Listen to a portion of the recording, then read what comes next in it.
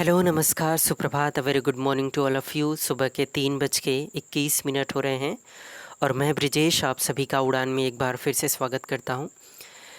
Last class में मैंने Africa महाद्वीप के कुछ पर्वतों के बारे में और उनकी चोटियों के बारे में आपको पढ़ाया था और उसके आगे हम लोग करेंगे। जल्दी से एक बार रिवाइज़ कर लीजिए क्या पढ़ा था आपने। पहले आपने पढ़ा था यहाँ पे है एटलस पर्वत, और एटलस पर्वत अफ्रीका का एकमात्र वलित पर्वत माना जाता है और एटलस पर्वत की सबसे ऊंची चोटी है माउंट टॉबकल।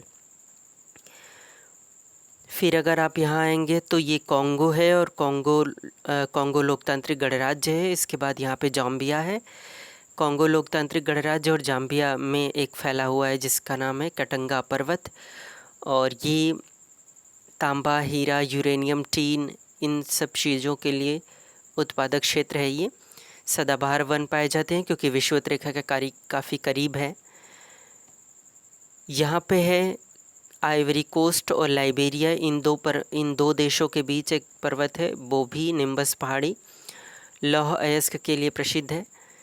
फिर केन्या में है माउंट केन्या, ज्वालामुखी से निर्मित है, अफ्रीका की दूसरी सबसे ऊंची चोटी है।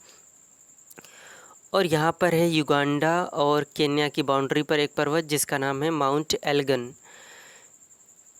तो ये पर्वत, और आगे अगर हम देखें एक यहाँ पे पर्वत है ड्रैकन्सबर्ग पर्वत, ये भी ज्वालामुखी से ही बना है। माउंट सिनई मरुभूमि है, मिस्र में आपको मिलेगा। माउंट किलिमंजारो अफ्रीका महाद्वीप की सबसे ऊंची चोटी, 5,895 मीटर ऊंची, और विषुवत रेखा के करीब होने के बावजूद भी यहाँ पर बर्फ़ से ढकी रहती है ये पर्वत श्रृंखला या पर्वत चोटी।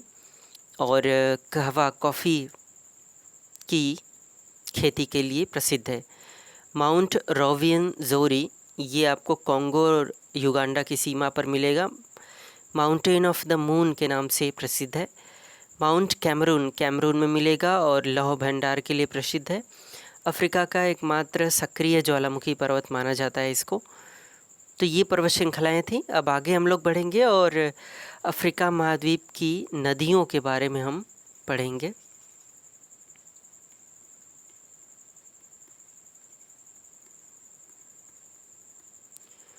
तो अब हम जानेंगे अफ्रीका महाद्वीप के नदियों के बारे में। आइए देखते हैं। पहली नदी हम देखेंगे, ये वाली नदी जो रेड कलर में आपको दिख रही है, ये यहाँ पे एक झील है, और वो झील आपको याद है कौन सी है? ये झील है विक्टोरिया झील।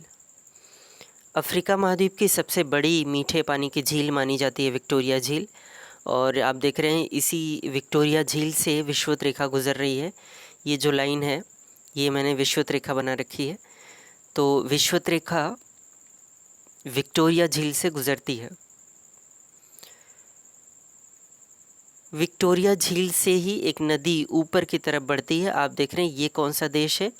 युगांडा, उसके बाद दक्षिण सूडान, उसके बाद ये सूडान है और ये मिस्र है। मतलब यहाँ से एक नदी निकल रही है और इस नदी का नाम क्या है? इस नदी का नाम है श्वेत नील, वाइट नील।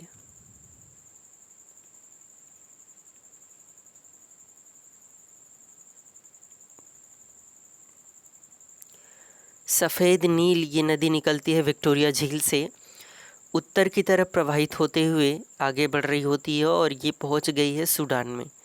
यहाँ पे सूडान ये, और उसी के बाद एक और झील, ये देश है इथियोपिया, ये इथियोपिया है। और यहाँ पे देखिए एक छोटी सी झील है जिसका नाम क्या है? ये झील है, इसका नाम है ताना झील। इथियोपिया में एक झील है जिसका नाम है ताना झील, और वहाँ से नदी निकल रही है जिसका नाम क्या है? ब्लू नील। तो दो नदियाँ आप देख रहे हैं, यहाँ पे श्वेत नील, ये ब्लू नील। विक्टोरिया झील से श्वेत नील निकलती है और ताना झील से ब्लू नील निकलती है। फिर ये नदी आगे बढ़ती है और ये आती है कहाँ पे? सूडान में। सूडान में जब आती है तो ये ब्लू नील और वाइट नील दोनों जहाँ पे मिलती हैं वहाँ पे सूडान की राजधानी है कौन सी? खार्तूम। तो ये एग्ज़ाम में पूछ लेता है कि ब्लू नील और श्वेत नील के जंक्शन पे या मिलन बिंदु पे कौन सा शहर बसा हुआ है? तो सूडान की राजधानी खार्तूम है। तो ये है।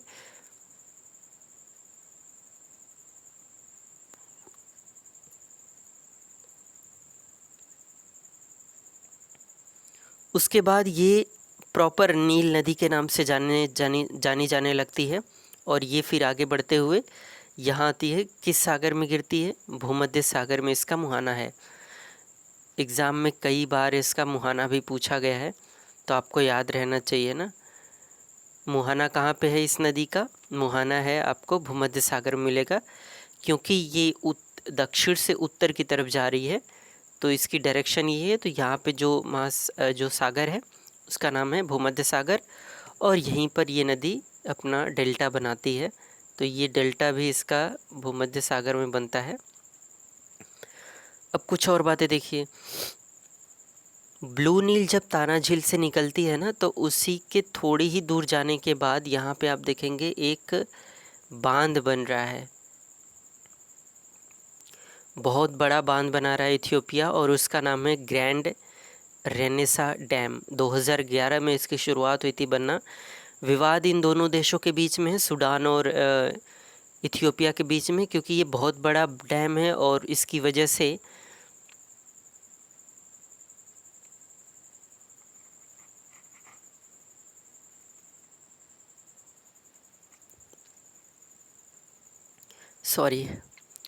इसकी वजह से क्या होगा? इस ग्रैंड रेनेसा डैम की वजह से पानी को रोका जाएगा, और पानी को जब रोका जाएगा तो सूडान में पानी की कमी हो सकती है, इसलिए सूडान इसका विरोध कर रहा है। लेकिन हमारे काम की चीज़ क्या है? हमारे काम की चीज़ ये है कि ग्रैंड रेनेसा डैम किस नदी पर बन रहा है? ब्लू नील पे बन रहा है। किस देश में बन रहा है? इथियोपिया में बन रहा है। ये इथियोपिया है। उसके बाद ये नदी और आगे बढ़ती है, और जब सूडान में पहुंच जाती है नदी, तो एक और वहाँ पे इस नदी पे डैम बना हुआ है, और इस डैम का नाम क्या है? सेन्नार बांध। तो ये बांध कौन सा है? सेन्नार बांध। तो ग्रैंड रेनेसा डैम और सेन्नार बांध दोनों किस नदी पर है? ब्लू नील पे। बस अंतर क्या है? ग्रैंड रेनेसा डैम इथियोपिया में है, सेन्नार बांध सूडान में है। फिर ये खार्तूम में आके मिल जाती है, उसके बाद ये नील नदी। और उसके बाद जब आप देखेंगे ना, जब मिस्र में ये नदी पहुँचेगी, तो यहाँ पे एक डैम है। जब ये नदी मिस्र में पहुँचती है तो डैम बना हुआ है एक, और इस डैम का नाम क्या है? असवान बांध। एग्ज़ाम में खूब पूछा गया है असवान बांध को लेके, तो आप बहुत केयरफुल रहेंगे इन सब चीज़ों के लिए जो एक्स्ट्रा बताई जा रही हैं। एक्स्ट्रा नहीं, क्योंकि नदियाँ पढ़ रहे हैं, अलग से बांध पढ़ते तो फिर नदी बनानी पड़ती, तो थोड़ा लिंकेज टूट जाता। अब हुआ क्या है? ये असवान बांध बनाया गया नील नदी पर मिस्र में, और जब नील नदी पर ये बांध बना ऐसे, तो डैम बनेगा तो पानी को रोका जाएगा, और इसके पीछे फिर पानी रोका गया। और जब ये डैम बन गया, ये असवान बांध, और उसके बाद इसके पीछे पानी रोका गया, तो एक ये झील निर्मित हो गई ना कृत्रिम तरीके से। तो इसी झील का नाम है नासिर झील। तो देखिए यहाँ पे हो गया डैम असवान बांध, और उसके बाद नासिर झील ठीक उसके पीछे, क्योंकि जब पानी रोका जाएगा डैम का पानी, तो वो झील एक तरीके से बन जाएगा, तो उसका नाम है नासिर झील। और फिर उसके बाद और ऊपर बढ़ेंगे, जब डेल्टाई वाले क्षेत्र में पहुंच जाएंगे आप, तो देखिए यहाँ पे नील नदी के डेल्टा में ही एक बंदरगाह है। यहाँ पे ब्लैक स्पॉट मैंने बना रखा है, और ये बंदरगाह कौन सा है? अलेक्जेंड्रिया बंदरगाह। अलेक्जेंड्रिया पोर्ट कह लीजिए। अलेक्जेंड्रिया बंदरगाह ये मिस्र का सबसे बड़ा बंदरगाह है, और किस चीज़ के लिए प्रसिद्ध है? सूती वस्त्र और पेट्रोलियम का निर्यात यहाँ से होता है। सूती वस्त्र इसलिए भी क्योंकि नील नदी का जो ये मुहाना है, इस क्षेत्र में कपास की खेती काफ़ी होती है। कपास, आप कह लो थोड़ा जूट की खेती, इन सब चीज़ों की खेती होती है। तो उस वजह से क्या है, यहाँ सूती वस्त्र के लिए बेहतर स्थिति बनती है।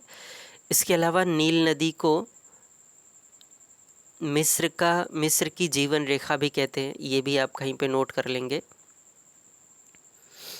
मिस्र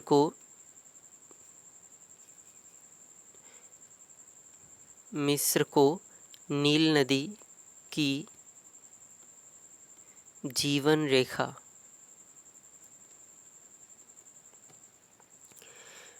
इसी के किनारे या नील नदी के ही किनारे मिस्र की सभ्यता भी डेवलप हुई थी। तो मिस्र को नील नदी की जीवन रेखा या लाइफलाइन ऑफ नील किसको कहते हैं? मिस्र को, क्योंकि नील नदी का महत्व बहुत ज़्यादा इस देश में है। अदरवाइज़ पानी के साधन बहुत हैं नहीं यहाँ पे, सिर्फ नील नदी ही है जो ये प्रोवाइड करा देती है पानी।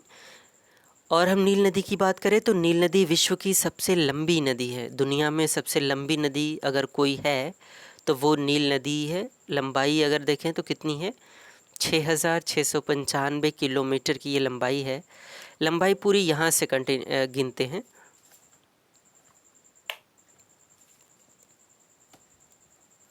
Just minute.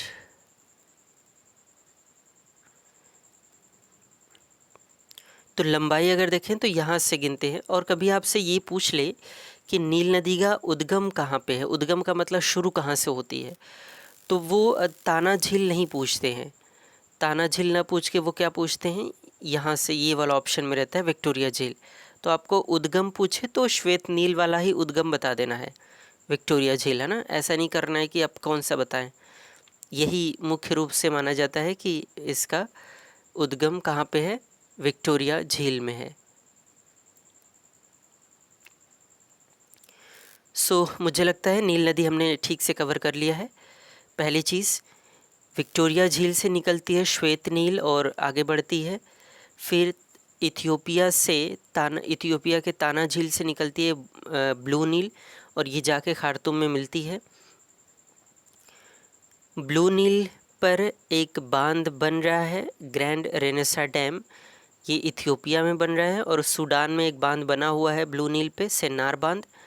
उसके बाद आगे बढ़ेंगे तो मिस्र में पहुंच जाएंगे और मिस्र में एक डैम बना हुआ है नील नदी पर, असवान बांध। और असवान बांध के पीछे जो पानी है उसका झील का नाम क्या है, नासिर झील।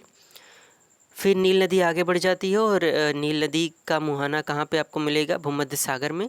और यहाँ पे एक पोर्ट है, बंदरगाह है, अलेक्जेंड्रिया बंदरगाह, विश्व का सबसे बड़ा बंदरगाह माना जाता है। सूती वस्त्र और पेट्रोलियम का निर्यात का केंद्र है ये। और विश्व की सबसे लंबी नदी है नील नदी। मिस्र को नील नदी का जीवन रेखा भी कहते हैं। तो उम्मीद है आपको नील नदी बिल्कुल क्लियर हो गई होगा। अब आगे बढ़ते हैं, दूसरी नदी देखते हैं। यहाँ पे एक नदी है, ये बेसिकली क्या है, कटंगा पर्वत आपने देखा था यहाँ पे, और कटंगा पर्वत के ही एक ढाल से एक नदी निकल रही है और ऐसे ऊपर की तरफ पहले जा रही है, फिर उसके बाद ऊपर जाते जाते फिर नीचे की तरफ आएगी और यहाँ से ये मुहाना इसका है। तो इसका मतलब है कि इसकी डायरेक्शन है कुछ इस तरीके से। और मुहाना इसका कहाँ पे है, अटलांटिक महासागर, ये अटलांटिक महासागर है। तो अटलांटिक महासागर में मुहाना है ये इस नदी का नाम क्या है, नदी का नाम है कॉन्गो नदी। ये कॉन्गो नदी है और कॉन्गो नदी को दूसरे एक नाम से बुलाते हैं जिसका नाम है ज़ायरे नदी। तो कॉन्गो नदी कहिए या ज़ायरे नदी कहिए, इस नदी का नाम दोनों है। तो हम देख रहे हैं ये कटंगा पर्वत कह लीजिए या कटंगा का पठार यहाँ पे है वो कह लीजिए, यहाँ से नदी निकलती है और फिर देखिए एक लाइन को काट रही है। ये कौन सी रेखा है, विषुवत रेखा। तो हमने देखा कि जब ये ऊपर की तरफ बढ़ रही थी तो पहली बार इसने विषुवत रेखा को काटा। फिर आगे बढ़ रहे हैं और कुछ दूर के बाद इसी पर एक डैम बना हुआ है, उस डैम का नाम क्या है, इनगा बांध। ये इनगा बांध। तो इनगा बांध किस नदी पर है? कॉन्गो नदी पर है। ज़ायरे नदी पर है। किस देश में है? कॉन्गो लोकतांत्रिक गणराज्य ये देश है। फिर यहाँ से आप जब नीचे आ रहे हैं तो एक बार देखिए दोबारा ये विषुवत रेखा को काट रही है। तो एक प्रश्न इससे आता है एग्ज़ाम में कि विषुवत रेखा को 2 बार काटने वाली नदी कौन सी है? तो विषुवत रेखा को 2 बार काटने वाली नदी कौन सी है? कॉन्गो नदी, या आप कह लो कि ज़ायरे नदी। तो 2 बार काटने वाली नदी यहाँ पे भी 1 बार काट रही है, यहाँ पे भी काट रही है। तो इसीलिए ये प्रश्न एग्ज़ाम में खूब आता है कि 2 बार विषुवत रेखा को काटने वाली नदी कौन सी है? तो कॉन्गो नदी है। बांध कौन सा इसमें बना हुआ है? इनगा बांध। फिर आगे जब बढ़ेंगे तो ये 2 देशों की सीमा पर आ जाएगी। ये कॉन्गो लोकतांत्रिक गणराज्य है और ये कॉन्गो है। दोनों की सीमा पर प्रवाहित होते हुए आगे बढ़ रही होगी और दोनों की देशों की राजधानियाँ इसी नदी के तट पे आपको मिलेंगे। ये स्टार राजधानी है। कॉन्गो लोकतांत्रिक गणराज्य की राजधानी है किंशासा। ये और किंशासा किस नदी के तट पे है? कॉन्गो नदी के तट पे है। उसके राइट साइड पे कॉन्गो की राजधानी है जिसका नाम है ब्राज़ीविले। तो 2 राजधानियाँ कॉन्गो नदी पर अवस्थित हैं, एक किंशासा, दूसरा ब्राज़ीविले। और उसके बाद ये नदी आके गिर जाती है कहाँ पे? अटलांटिक महासागर में। अफ्रीका महाद्वीप की ये दूसरी सबसे लंबी नदी है। अगर आप कह लो कि अफ्रीका महाद्वीप की सबसे लंबी नदी ये है, ये तो अफ्रीका की है, ये दुनिया की सबसे लंबी नदी है, नील नदी। और इसकी बात करें तो ये अफ्रीका महाद्वीप की दूसरी सबसे लंबी नदी है। तो ये आपको याद होना चाहिए, नदी का नाम और उसकी थोड़ी विशेषताएं।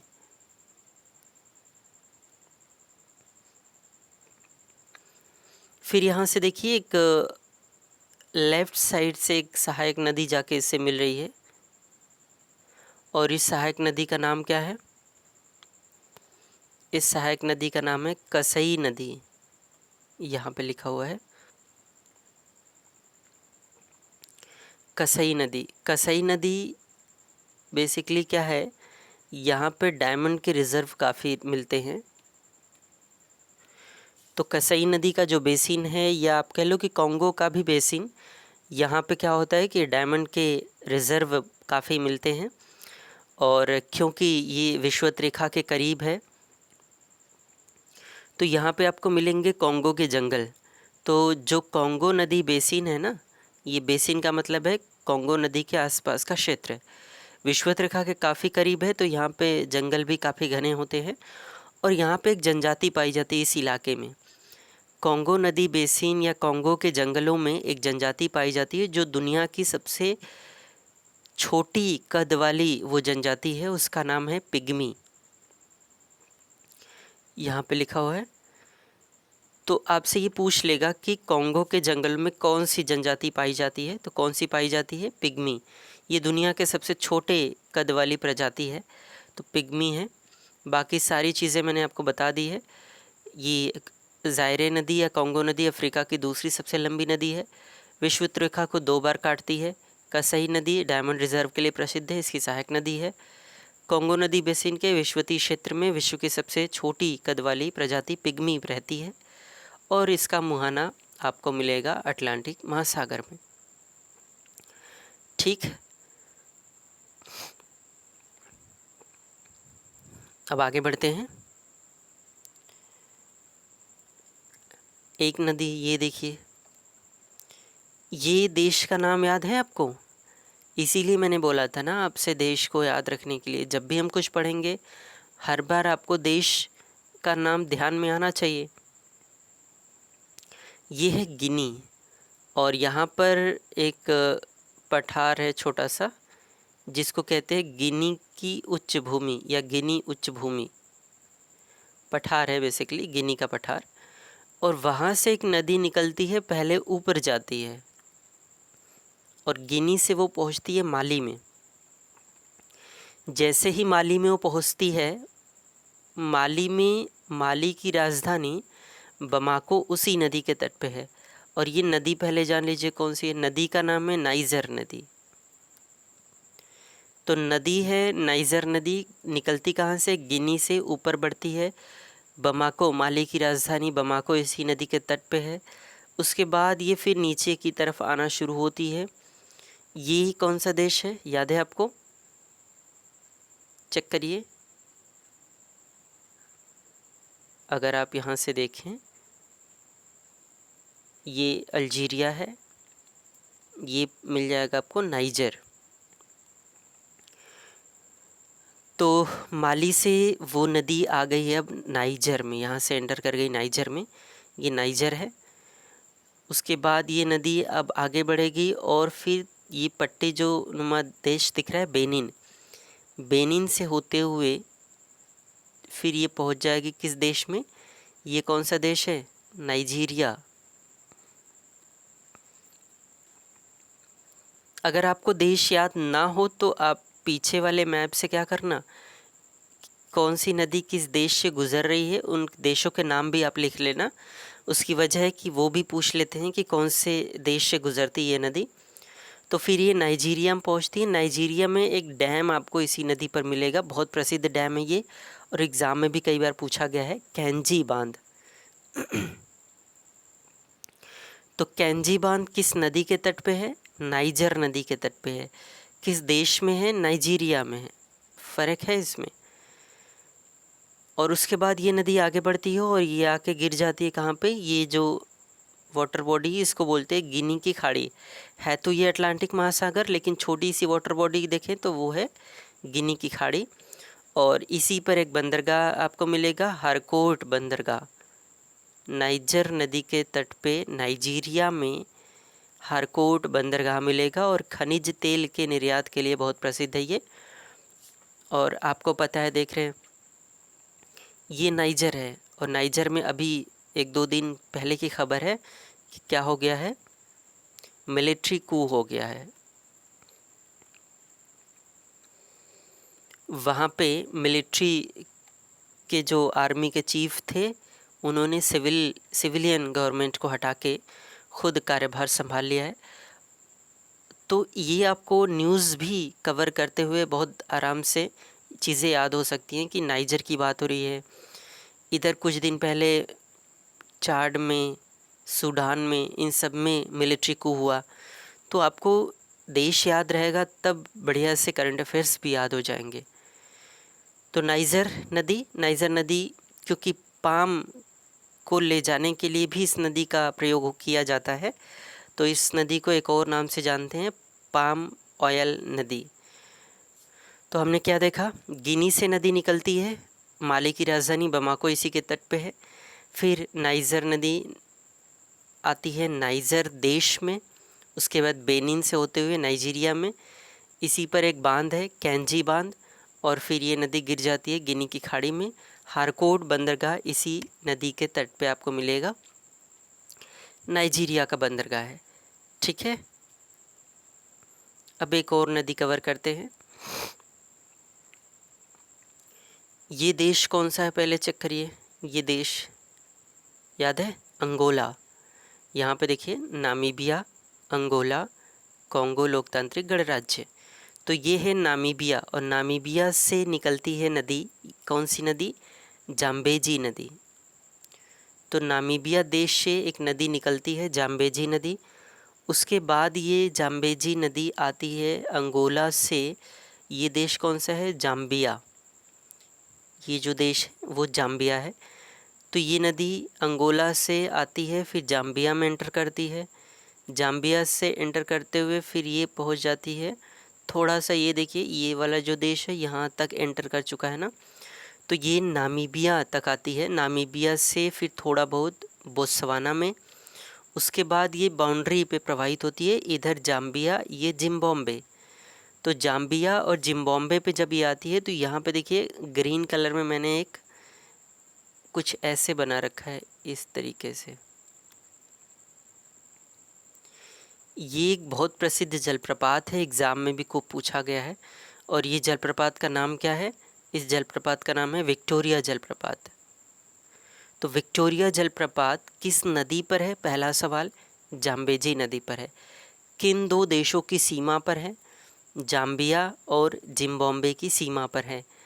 विश्व प्रसिद्ध है, एग्ज़ाम में भी खूब पूछा गया है कि किस नदी पर है।